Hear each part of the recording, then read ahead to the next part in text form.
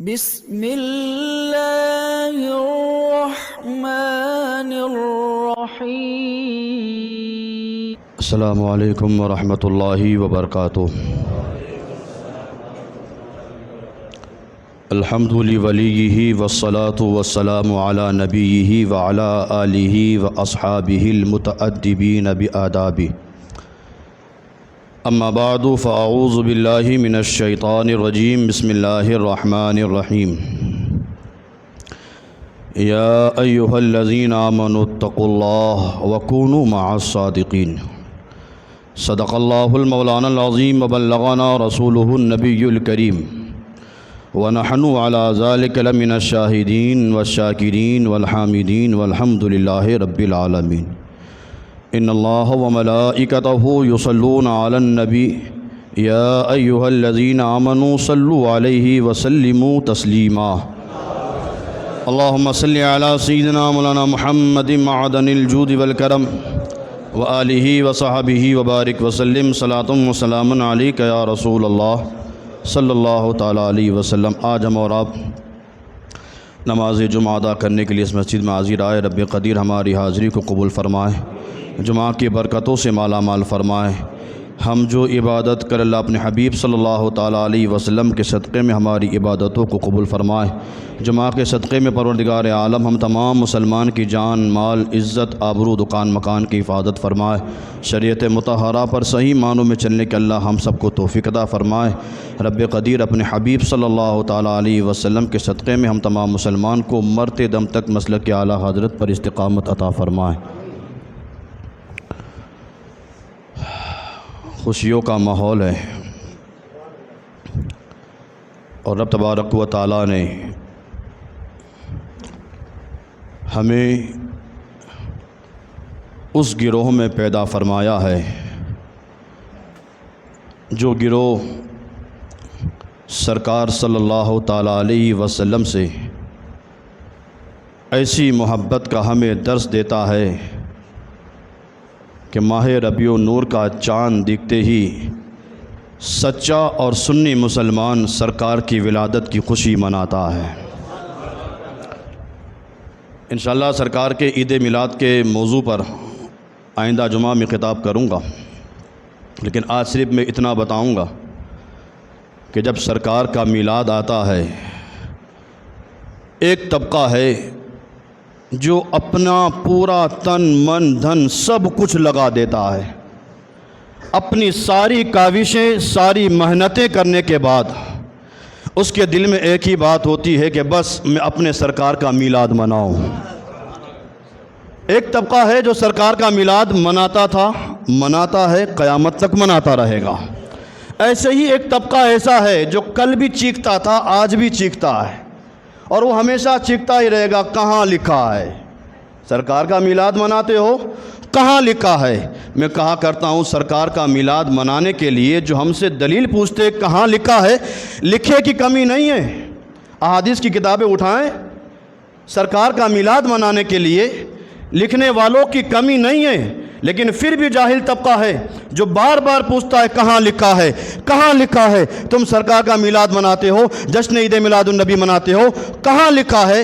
جا کر ان سے کہہ دینا ہم سرکار کا میلاد مناتے ہیں، یہ ہماری قسمت میں لکھا ہے۔ ہم سرکار کا میلاد مناتے ہیں، یہ ہماری قسمت میں لکھا ہے۔ اور جب قسمت میں لکھا ہے، وہ سنی صحیح العقیدہ مسلمان جو سرکار کے میلاد پر اپنے گھر پہ جھنڈا بھی لگاتے ہیں۔ لوگوں کو اس پر بھی اعتراض کہ سرکار کے میلاد پر جھنڈا کیوں؟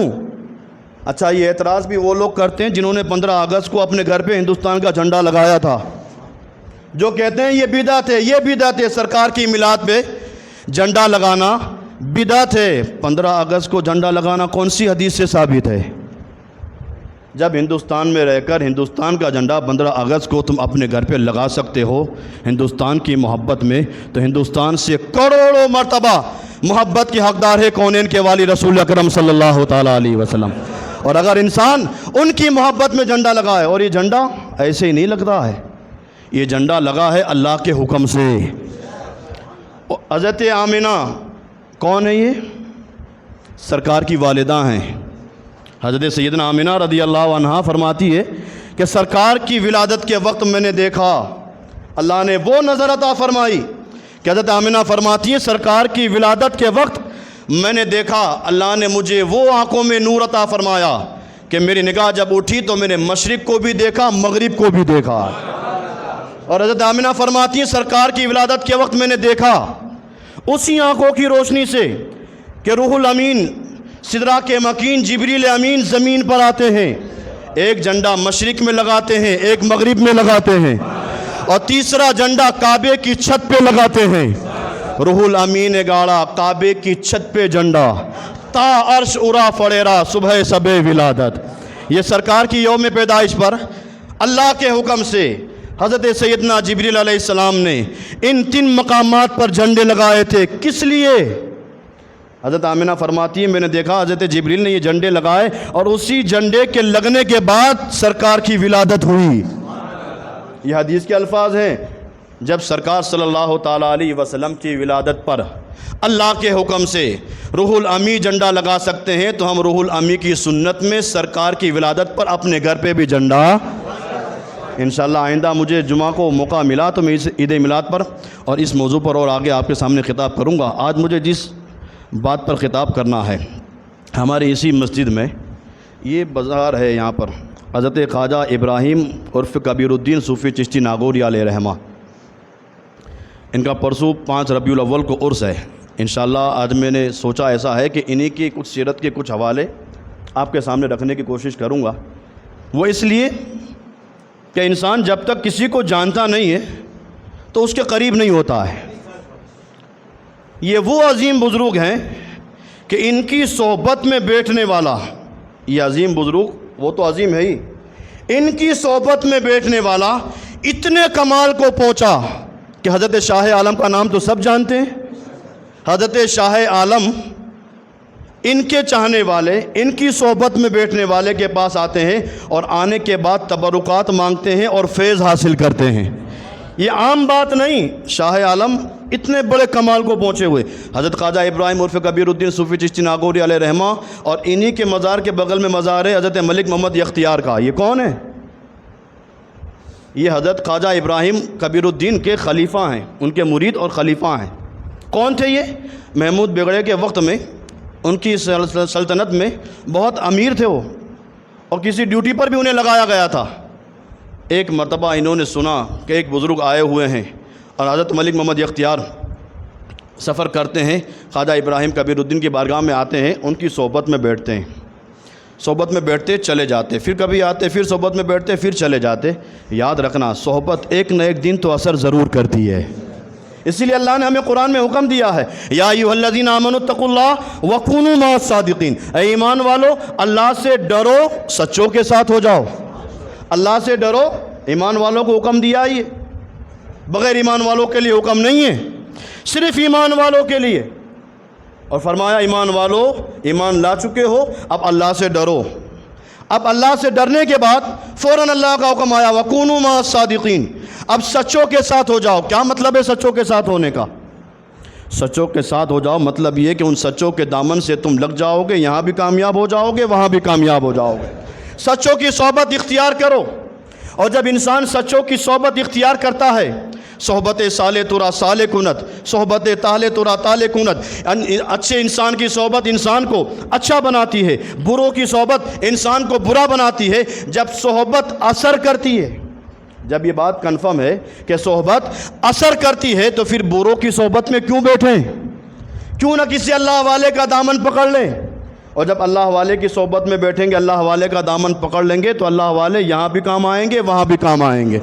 اللہ والوں کی صحبت ضروری ہے، اور جب اللہ والوں کی صحبت ہو، اللہ والوں سے محبت دل میں سچی ہو، ان کا بھروسہ ہو، ان کے اوپر یقین کامل ہو، تو اعلیٰ حضرت نے کہا تھا دل ابز خوف سے پتا سا اڑا جاتا ہے، دل ابز خوف سے پتا سا اڑا جاتا ہے، پلہ ہلکا ہی صحیح بھاری ہے بھروسہ تیرا، پلہ ہلکا ہی صحیح بھاری ہے بھروسہ تیرا، بد صحیح چور صحیح مجرموں ناکارہ صحیح ہے وہ کیسا ہی صحیح ہے تو کریمہ تیرا۔ ہم کیسے بھی ہیں لیکن ان اللہ والوں سے محبت کرنے والے ہیں، اور ان اللہ والوں کی صحبت سرکار نے حدیث میں ارشاد فرمایا، سرکار نے ایک مرتبہ صحابہ کرام کی مجلس میں بیٹھ کر سرکار نے ارشاد فرمایا، اے میرے صحابہ، میں تمہیں بتاؤں کہ نیک لوگ کون ہیں، اللہ والے کون ہیں، کون ہے جن کو اللہ تعالیٰ اپنا دوست بناتا ہے، ولایت کے منصب پہ فائز فرماتا ہے۔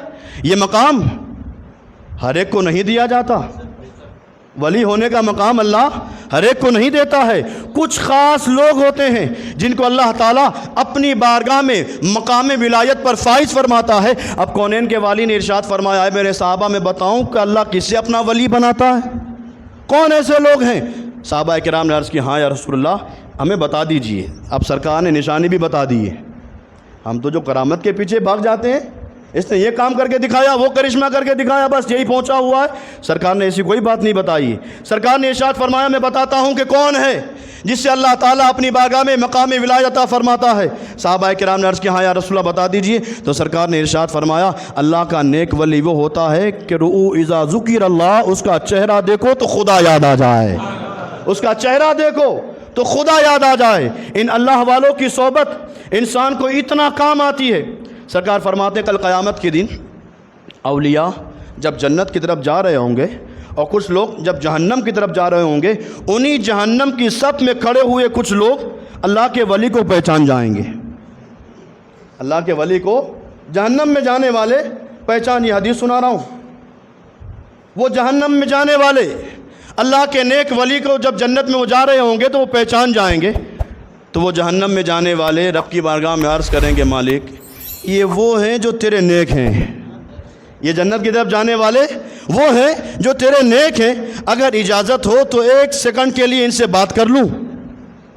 آپ شاید سمجھے نہیں، قیامت کا میدان ہے، نفسا نفسی کا عالم ہے، ہر انسان پریشان ہے۔ ایسے عالم میں جہنم میں جانے والا رب کی بارگاہ میں عرض کرتا ہے، مالک اگر اجازت ہو تو چند سیکنڈ کے لیے یہ جو نیک ولی ہے، تیرا نیک بندہ ہے، جنت کی طرف جا رہا ہے، اگر مجھے اجازت ہو تو میں اس سے گفتگو کر لوں، بات کر لوں۔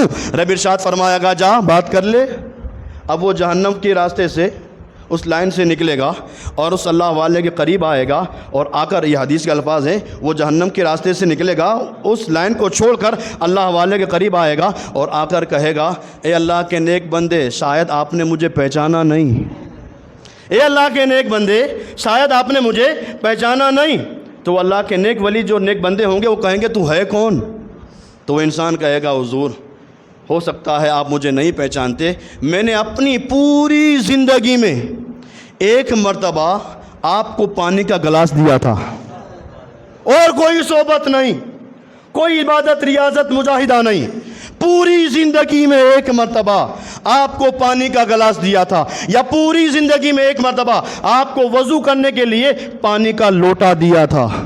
اب حضور آپ تو جنت جا رہے ہیں، میں نے آپ کو وضو کا 1 مرتبہ پانی دیا تھا، میں جہنم میں جاؤں؟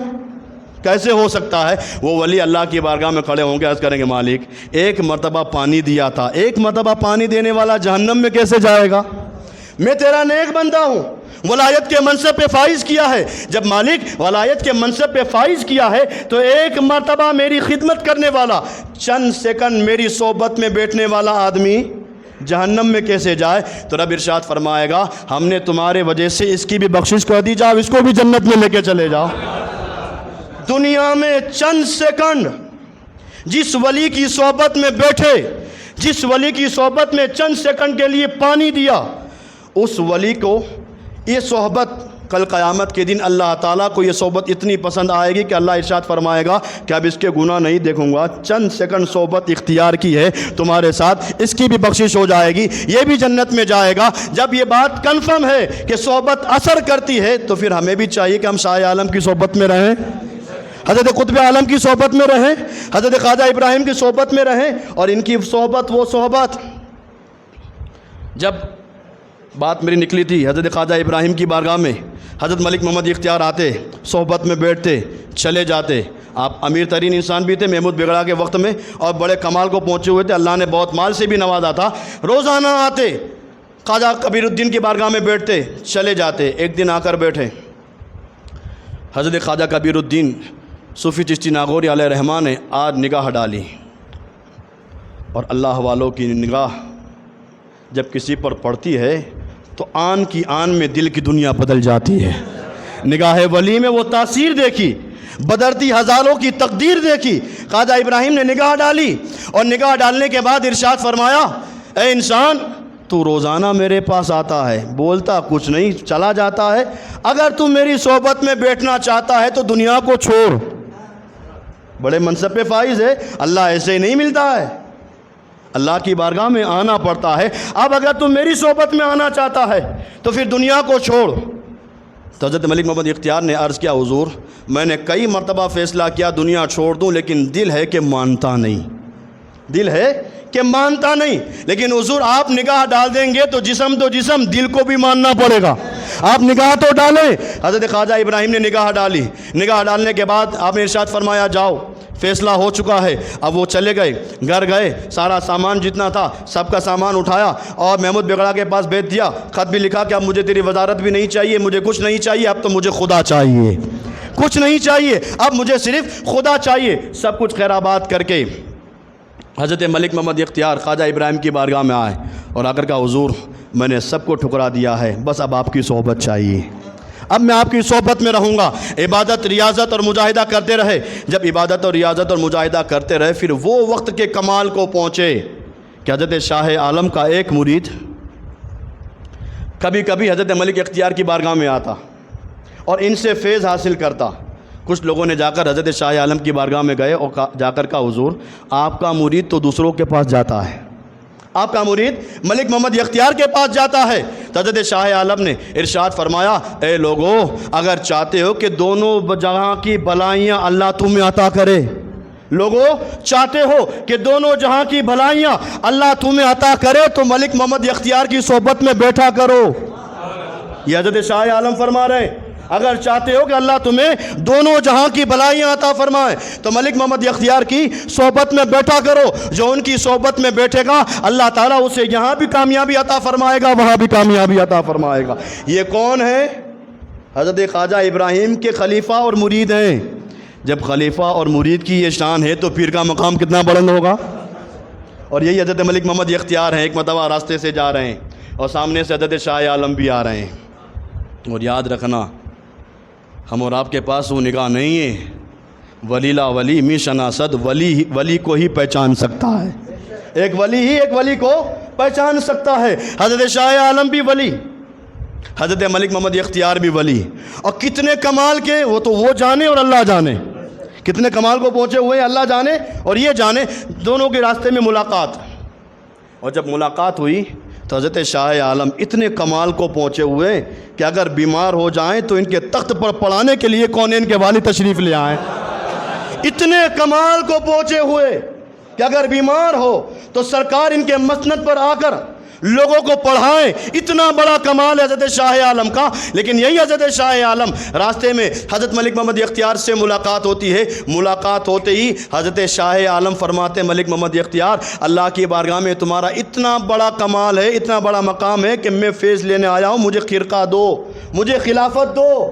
شاہ عالم خلافت مانگ رہے ہیں۔ یہ خلافت کوئی معمولی بات نہیں ہوتی، یہ خرقہ کسی اللہ والے کے پاس سے خرقہ ملنا، ان کا جبہ مل جانا کوئی معمولی بات نہیں۔ لیکن حضرت شاہ عالم حضرت ملک محمد اختیار سے کہتے ہیں کہ آپ کا مرتبہ اللہ کی بارگاہ میں اتنا بڑا ہے کہ آپ اپنا خرقہ، اپنی خلافت مجھے عطا فرمائیے۔ تو حضرت ملک محمد اختیار نے کہا، حضور میں نے بھی دیکھ چکا ہے آپ کا مقام کتنا بڑا ہے، میں بھی دیکھ چکا ہوں کہ آپ کا بھی مقام اللہ کی بارگاہ میں کتنا بڑا ہے۔ حضور میں خرقہ دوں، آپ مجھے اپنی ٹوپی دے دیں، میں آپ کو جبہ دوں اور آپ مجھے اپنی ٹوپی دے دیں۔ اللہ اکبر، وہ شان تھی۔ حضرت شاہ عالم نے اپنا جبہ دیا، حضرت ملک محمد اختیار نے اپنی ٹوپی عطا فرمائی۔ یہ ہے اللہ والوں کی آپس میں محبت، ایک دوسرے سے کٹتے نہیں۔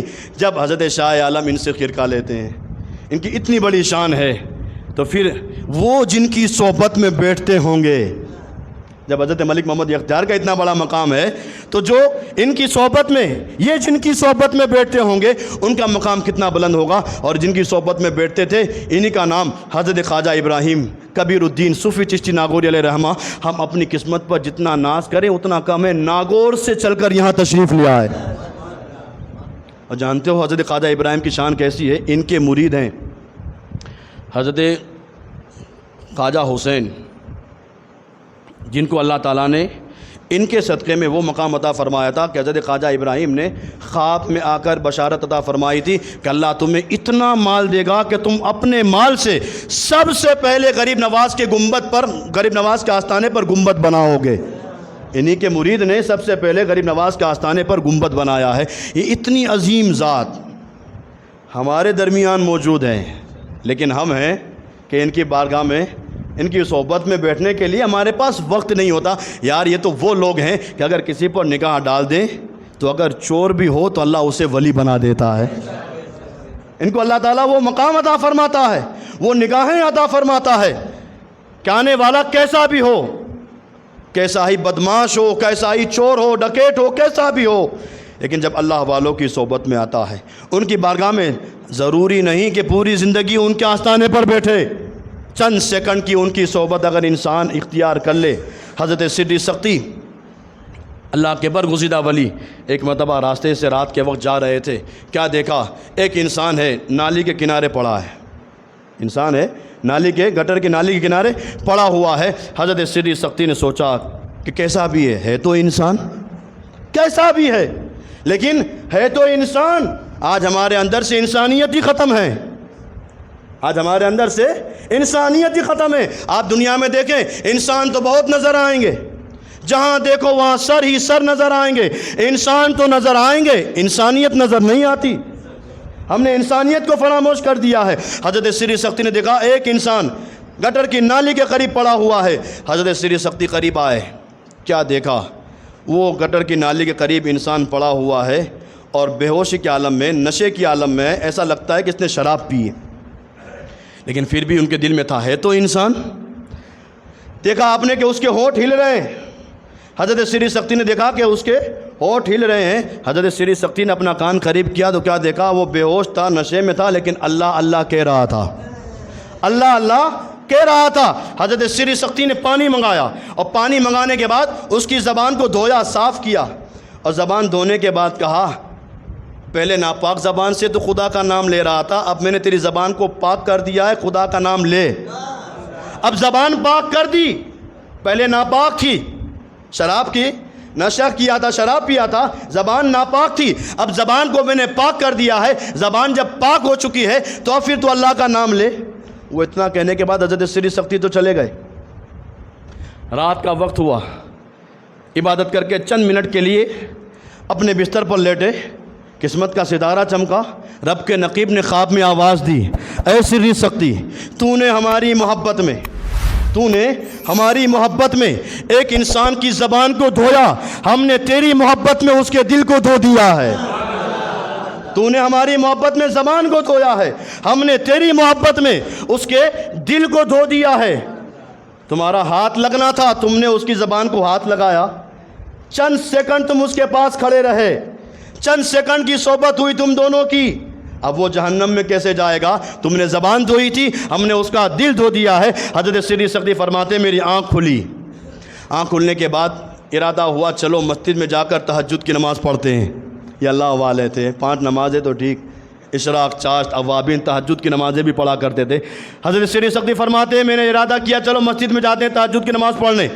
جب تہجد کی نماز پڑھنے حضرت سری سختی فرماتے ہیں میں مسجد میں آیا تو کیا دیکھتا ہوں میرے پہلے مسجد میں کوئی آ چکا ہے، تہجد کی نماز پڑھنے کے لیے مجھ سے پہلے مسجد میں کوئی آ چکا ہے۔ حضرت سری سختی فرماتے ہیں ہمیشہ تہجد کی نماز پڑھنے مسجد میں اکیلا آتا تھا اور سب سے پہلے میں ہی آتا تھا، میرے بعد فجر کی اذان ہوتی تھی پھر لوگ آتے تھے، آج میں تہجد کی نماز پڑھنے آیا ہوں تو میرے پہلے مسجد میں کون آیا؟ حضرت سری سختی فرماتے ہیں میں قریب گیا تو کیا دیکھا؟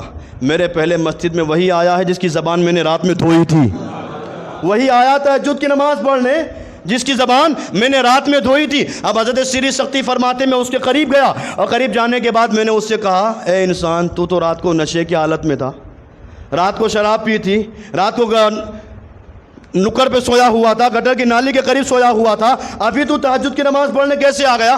تو اسی انسان نے کہا حضور جب خدا نے تمہیں سب کچھ بتا دیا ہے تو مجھ سے کیوں پوچھ رہے ہو؟ جب خدا نے تمہیں سب کچھ بتا دیا ہے تو پھر مجھ سے کیوں پوچھتے ہو؟ دلوں کی بات نگاہوں تک پہنچی، دلوں کی بات نگاہوں تک پہنچی، چراغ کہاں جلا، روشنی کہاں تک پہنچی، چراغ کہاں جلا, روشنی کہاں تک پہنچی. یہ اللہ والوں کی صحبت ہے, ان کی صحبت میں رہا کرو. اور جب انسان ان کی صحبت میں بیٹھتا ہے تو پھر اللہ آنے والے کو نہیں دیکھتا, جن کی صحبت میں بیٹھتا ہے ان کو دیکھتا ہے. حضرت ابراہیم خواص, ان کی صحبت میں انسان اگر کافر بھی ہو, ان کی صحبت میں بیٹھنے والا اگر کافر بھی ہو تو اللہ ایمان کی دولت عطا فرماتا ہے. کافر کو ان کی صحبت میں بیٹھنے کا انعام کہ اگر نیک ولی کی بارگاہ میں کافر چلا جائے تو ان کی صحبت اللہ تعالیٰ کو اتنی پسند آتی ہے کہ کافر کو ایمان کی دولت دے دیتا ہے. اگر ایمان والا آئے, جب کافر کے لیے اتنا انعام ہے کہ اسے ایمان کی دولت مل جاتی ہے, تو اگر ان کی صحبت میں اگر ایمان والا آ جائے تو پھر اللہ تعالیٰ کتنا کرم فرمائے گا. ایک بزرگ گزرے حضرت ابراہیم خواص, بہت بڑے کامل بزرگ گزرے ہیں. ایک مرتبہ آپ سفر کر رہے تھے, ایک انسان آیا اور آنے کے بعد کہا حضور آپ آگے سفر کر رہے ہیں, میرا ارادہ ہے کہ میں بھی آپ کے ساتھ سفر کروں, میں بھی چاہتا ہوں کہ آپ کے ساتھ سفر کروں. یہ وہ اللہ والے تھے, آنکھوں کو بند کرتے تھے, لوح محفوظ کو دیکھ لیا کرتے تھے. لوح محفوظ ان کی نگاہوں کے سامنے رہا کرتا تھا, آنے والے کی اچھی بری تقدیر پڑھ لیا کرتے تھے. وہ انسان حضرت ابراہیم خواص کے پاس اور آ کر کہا حضور آپ آگے سفر کر رہے ہیں, میں بھی آپ کے ساتھ سفر کرنا چاہتا ہوں, کیا میں آپ کے ساتھ چل سکتا ہوں؟ حضرت ابراہیم خواص نے ارشاد فرمایا تیرے جسم سے مجھے کفر کی بدبو آ رہی ہے, تیرے جسم سے مجھے کفر کی بدبو آ رہی ہے, تو مسلمان نہیں ہے, کافر ہے, تو نے یہ لباس خالی مسلمانوں والا پہن لیا ہے. آنے والے نے کہا حضور میں ہوں تو کافر, مسلمان نہیں ہوں, کافر ہوں, لیکن جب آیا ہوں آپ اپنی صحبت میں رکھیں, دیکھتے ہیں کون کمال والا ہے. میں اپنے مذہب پر کامل ہوں یا آپ اپنے مذہب پر کامل ہیں, میں بھی سفر کرنا چاہتا ہوں, آپ بھی سفر کرنا چاہتے ہیں, سفر ساتھ میں کرتے ہیں, دیکھتے ہیں کون کمال والا ہے. حضرت ابراہیم خواص نے کہا اگر بات میرے مذہب کی ہے تو چل, بات میرے مذہب کی ہے, دین اسلام کی بات ہے تو پھر چل. وہ کافر انسان حضرت ابراہیم خواص کے ساتھ چلنے لگا. جب چلنا شروع ہوا, سفر شروع ہوا, تو حضرت ابراہیم خواص نے کہا دیکھ میرے ساتھ تو آ تو رہا ہے, لیکن میرے ساتھ چلنا ہر ایک کا کمال نہیں ہے, میرے ساتھ سفر کرنا ہر ایک کے بس کا روگ نہیں, ہر انسان ہمارے ساتھ سفر نہیں کر سکتا, کیونکہ یہ اللہ والے ہیں. فرمایا گیا کہ ان کے لیے زمین صرف 2.5 قدم ہے. یہ اللہ والے جن کے لیے پوری زمین 2.5 قدم.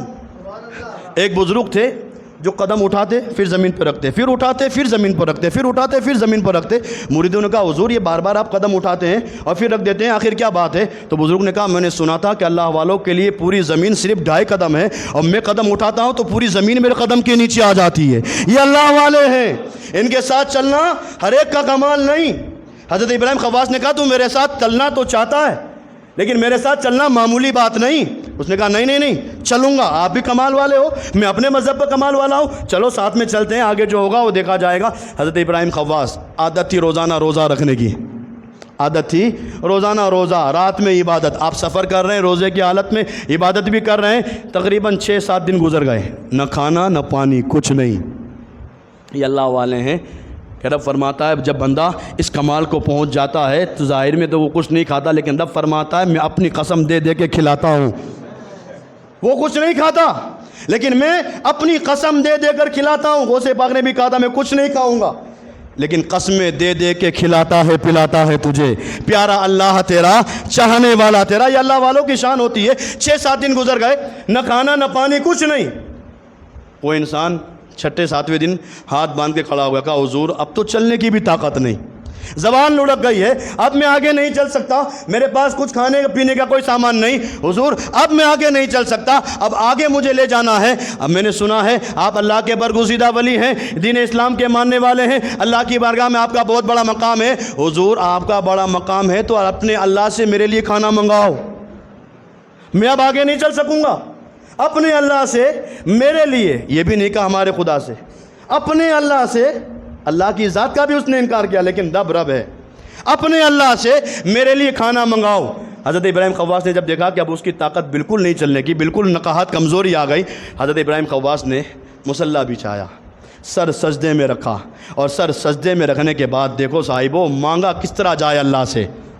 حضرت ابراہیم خواص نے مصلی بچھایا, سر سجدے میں رکھا, اور اب کی بارگاہ میں عرض کیا مالک آج تک میں نے اپنے لیے تو کچھ مانگا ہی نہیں, آج تک اپنے لیے کچھ مانگا ہی نہیں۔ اب دین اسلام کی بات ہے، تیرے نبی کی بات ہے، اے اللہ اگر آج میں اس کے لیے کچھ مانگوں اور تو نے مجھے نہ دیا، میں تو بدنام ہوں گا ہی، اسلام بھی بدنام ہوگا، سرکار کے اوپر بھی انگلی اٹھائے گا۔ اے اللہ کرم کر دے دین اسلام کے صدقے میں اور رسول پاک کے صدقے میں کرم کر دے، اس کے لیے کھانا بھیج دے۔ ابھی سجدے سے سر اٹھایا، آسمان سے 2 روٹی بھی آئی، 2 شربت کے پیالے بھی آئے، آسمان سے 2 روٹی بھی آئی اور 2 شربت کے پیالے بھی آئے۔ حضرت ابراہیم خواص نے 1 روٹی اور 1 شربت کا پیالہ اپنے لیے رکھا، 1 اس کو دے دیا، دونوں نے 1 روٹی 1 شربت کا پیالہ پی لیا، ہو گیا۔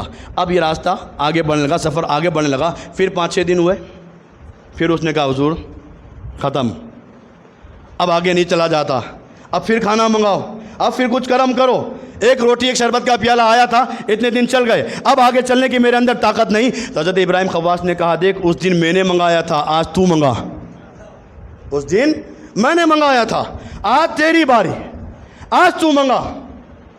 تو وہ بھی ان کی صحبت میں بیٹھا تھا، حضرت ابراہیم خواص کی صحبت میں اس نے سفر کیا تھا، اس نے بھی دیکھا کہ حضرت ابراہیم خواص نے اس دن مصلی بچھایا تھا، سر سجدے میں رکھا تھا، اس نے بھی مصلی بچھایا، سر سجدے میں رکھا، اور سر سجدے میں رکھنے کے بعد اس نے عرض کیا اے اللہ اگر تیرے نبی کا دین مذہب اسلام سچا ہے تو 2 روٹی اور 2 شربت کے پیالے بھیج دے، تیرے نبی کا مذہب سچا ہے، تیرے نبی سچے ہیں اور تیرے نبی کا مذہب دین اسلام سچا ہے تو 2 روٹی اور 2 شربت کے پیالے بھیج دے۔ اور جن کی صحبت میں، ابراہیم خواص کی صحبت میں نے اتنے دن سفر کیا ہے، اگر یہ تیرے نیک ولی ہیں تو 2 روٹی 2 شربت کے پیالے اور بھیج دے، میرے اندر کوئی کمال نہیں، تیرے نبی سچے تو 2 روٹی اور 2 شربت، اور یہ ابراہیم خواص سچے تیرے ولی ہیں تو ان کے صدقے میں 2 روٹی اور 2 شربت کے پیالے بھیج دے۔ بتایا جاتا ہے اس نے سجدے سے سر اٹھایا تو 4 روٹی 4 شربت کے پیالے زمین پر آ گئے، 4 روٹی 4 شربت کے پیالے زمین پر آ گئے۔ حضرت ابراہیم خواص اس کو دیکھنے لگے، بات کیا ہے، تو اسلام قبول بھی نہیں کیا ہے، تو تو کافر ہے، میں دعا کروں تو 2 روٹی 2 شربت کے پیالے، تو دعا کرے تو 4 روٹی 4 شربت کے پیالے۔ میں سرکار کا سچا امتی، اللہ نے مجھے مقام ولایت پر فائز فرمایا، میں اللہ کی عبادت کرتا ہوں، سرکار کی رسالت کا اقرار کرتا ہوں، لیکن تو ہے نہ اللہ کو مانتا ہے، نہ سرکار کو مانتا ہے، نہ دین اسلام کو چلتا ہے، تو کافر ہے، لیکن تو دعا کرے تو 4 روٹی 4 شربت کے پیالے۔ آخر بات کیا ہے؟ تو اس نے کہا حضور میرے اندر کوئی بات نہیں، میں نے جو کچھ کیا وہ آپ کی صحبت میں رہ کے کیا، میرے اندر کوئی کمال نہیں، لیکن اتنا جو مقام ملا وہ آپ کی صحبت میں ملا۔ میں نے سجدے میں اتنا کہا تھا اگر رسول پاک سچے ہیں تو 2 روٹی اور 2 شربت، اور یہ اگر سچے ہیں تو 2 روٹی اور 2 شربت۔ اور اس نے انسان نے کہا سنو یہ 4 روٹی 4 شربت کے پیالے تو آئے، لیکن میرے دل نے کہا کہ مذہب اسلام بھی سچا ہے اور آپ بھی سچے ہیں، حضور روٹی بعد میں شربت بعد میں، ہاتھ بڑھائیے کلمہ پڑھا کر مجھے مسلمان کر لیجئے۔ یہ اللہ والوں کی صحبت ہے کہ اگر ان کی صحبت میں اگر کافر بھی بیٹھتا ہے تو اللہ تعالیٰ ان کی صحبت کے صدقے میں انہیں ایمان کی دولت عطا فرماتا ہے۔ جب کافر کو ایمان کی دولت مل سکتی ہے تو اگر ایمان والا ان کی صحبت میں آ کر بیٹھے تو پھر اللہ کتنا کمال فرمائے گا۔ یہ حضرت خواجہ ابراہیم کبیر الدین صوفی چشتی ناگوری بڑے پائے کے بزرگ ہیں، بڑے کمال، خاندان بہت بڑا ہے۔ یہ پر پوتے ہیں حضرت خواجہ حمید الدین ناگوری علیہ رحمہ کے، ناگور میں جن کا مزار ہے، خواجہ حمید الدین ناگوری کے یہ پر پوتے ہیں، اور خواجہ حمید الدین ناگوری مرید و خلیفہ ہیں سلطان الہند حضرت خواجہ غریب نواز کے۔ یہ سلسلۃ الذهب کڑی مضبوط سے مضبوط ملی ہوئی ہے، بس ان کے دامن سے لگ جائیں، ان کے دامن سے لگ جائیں۔ جب ان کے دامن سے لگ جائیں گے تو پھر اللہ تعالیٰ یہاں بھی کرم فرمائے گا، وہاں بھی کرم فرمائے گا۔ اسی عظیم بزرگ کا آستانہ ہمارے درمیان موجود ہے، ان کی بارگاہ میں فیض لیا کرو، ان کی بارگاہ میں آیا کرو۔ کل رات میں عشاء کی نماز کے بعد ان کے مزار پہ سندل پیش کیا جائے گا، اور پرسوں اتوار کے دن عصر کی نماز کے بعد فاتحہ رکھی گئی ہے، آپ حضرات اس فاتحہ میں بھی شرکت فرمائیں۔ وآخر دعوانا ان الحمد للہ رب العالمین۔